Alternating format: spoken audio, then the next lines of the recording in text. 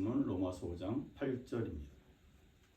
우리가 아직 죄인 되었을 때 그리스도께서 우리를 위하여 죽으심으로 하나님께서 우리에 대한 자기의 사랑을 확증하셨느니라. 로마서는 하나님의 사랑에 대해서 말씀하고 있습니다. 우리가 하나님의 사랑을 알고 그 하나님의 사랑을 경험하게 될 때 우리의 삶은 역동적인 삶으로 변화됩니다. 첫 번째, 하나님의 사랑은 우리가 죄인 되었을 때 완성된 사랑입니다.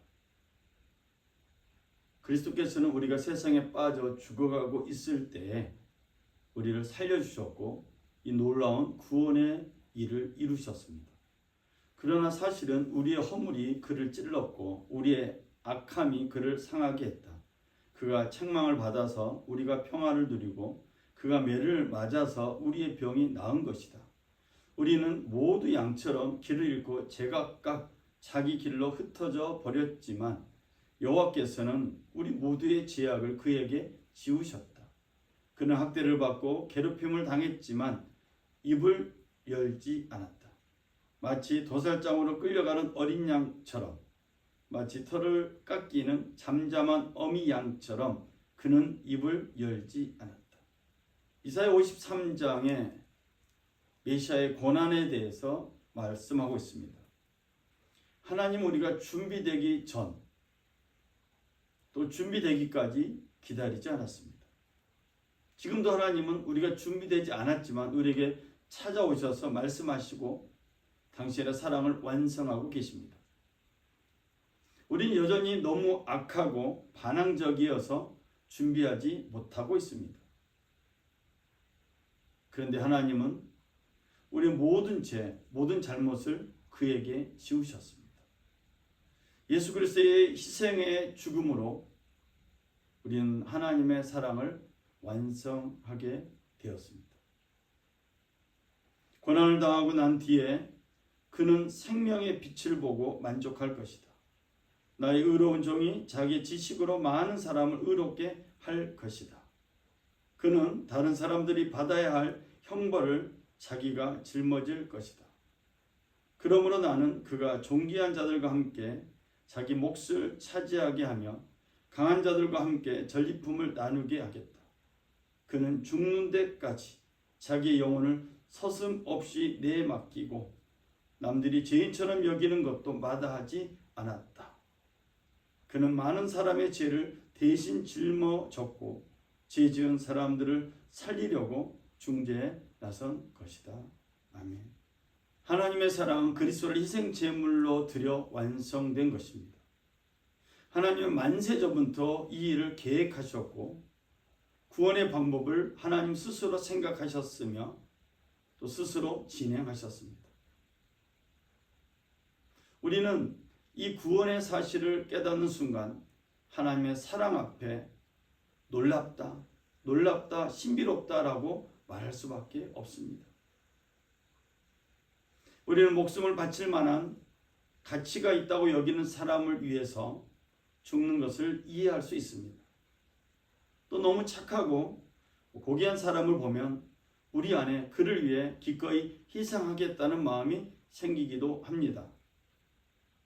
그러나 하나님은 우리가 아무 쓸모 없을 때 우리를 살리려고 구원하시려고 자기의 모든 것을 바치셨습니다.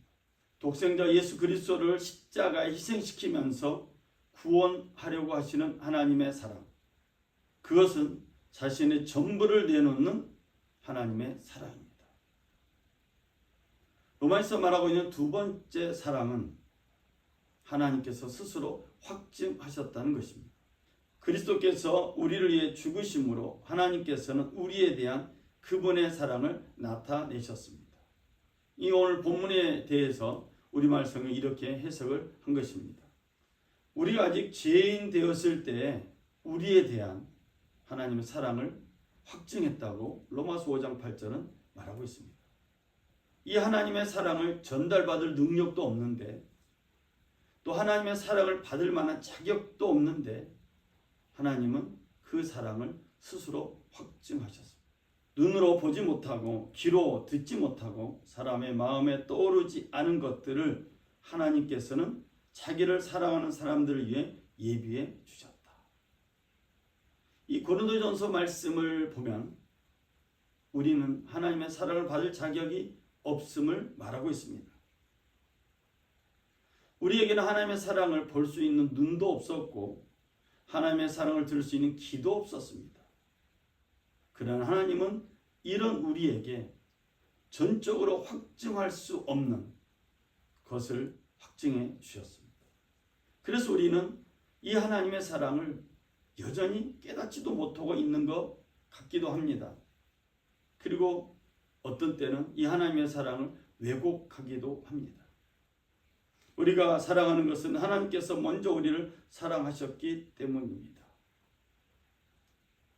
요한일서 4장 29절을 깔병은 이렇게 해석합니다. 하나님은 우리의 사랑을 전혀 받지 않으신 상태에서 먼저 우리를 사랑하셨다. 이 로마서에 나온 하나님의 사랑은 그리스도의 죽음을 통해서 앞서 설정된 새로운 객체에게 주어진 것입니다.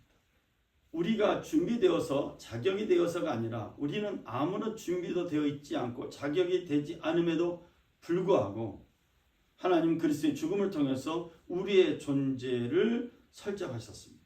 그것이 새로운 객체요, 하나님의 영광만이 아닌 새로운 주체가 된 것입니다. 우리는 하나님의 사랑으로 새로운 객체이면서 새로운 주체가 되었습니다. 오직 믿음을 통해서 죄인인 나와 동일시된 새로운 주체가 성경은 새 사람이다라고 말합니다. 이 새 사람은 그리스도 안에서 하나님으로부터 사랑을 받고 있음을 자신을 초월한, 세상을 초월한 확신을 통해서 알게 된 사람입니다. 하나님께서 우리 인간을 사랑하는 방식은 매우 독특합니다. 우리의 사고나 우리의 사상이나 우리의 철학이나 우리의 생각을 초월합니다. 하나님께서 어떻게 이런 나, 죄인인 나, 아직도 죄 가운데 있는 나를 사랑하셨고 사랑하고 계신다는 사실을 우리가 깨닫게 될 때 비로소 아름다운 세상을 보게 될 것입니다. 하나님 보시기에 참 좋았더라 창세기 하셨던 그 말씀이 어떤 의미인지 온몸으로 온 마음으로 경험하게 될 것입니다. 저는 말씀의 결론을 내리고자 합니다. 그 무엇도 우리를 동요시키지 못합니다. 예수께서 우리 새로운 주체가 된 우리를 사랑하시기 때문입니다. 나는 절대적으로 확신합니다. 그 무엇도 산 것이든 죽은 것이든 천사적인 것이든 악마적인 것이든 현재 것이든 장래 것이든 높은 것이든 낮은 것이든 생각할 수 있는 것이든 생각할 수 없는 것이든 그 어떤 것으로도 절대적으로 그 무엇도 새로운 사람인 우리를 하나님의 사랑에서 떼어놓을 수 없다는 것입니다. 새로운 주체가 되고 새로운 사람이 된 우리 모두가 주의 품에 안겨 있다는 사실을 깨닫고 우리의 삶을 주님께 드리며 그 하나님의 사랑을 경험하면서 역동적인 삶을 사시는 우리 모두가 되시기를 주의 이름으로 축원을 드립니다. 기도하겠습니다. 하나님의 사랑을 받을 자격이 없는 자에게 하나님의 사랑을 완성하시고 하나님의 사랑을 스스로 확증하셨습니다. 이 사랑이 나의 삶을 역동케 하고 우리의 삶을 역동케 하길 믿습니다. 우리 평화의 가족들, 믿음의 가족들이 생활과 범사 속에서 역동적인 삶을 살게 하여 주옵소서. 오늘도 우리 예배를 받으신 주님께 감사드리며 우리 주 예수 그리스도 이름으로 기도드렸습니다. 아멘. 이번 한 주간도 하나님의 사랑으로 살아가는 역동적인 한 주간, 승리하는 한 주간 되시기를 주의 이름으로 축원을 드립니다. 우리 하나님께 영광의 박수 올리겠습니다. 할렐루야. 감사합니다.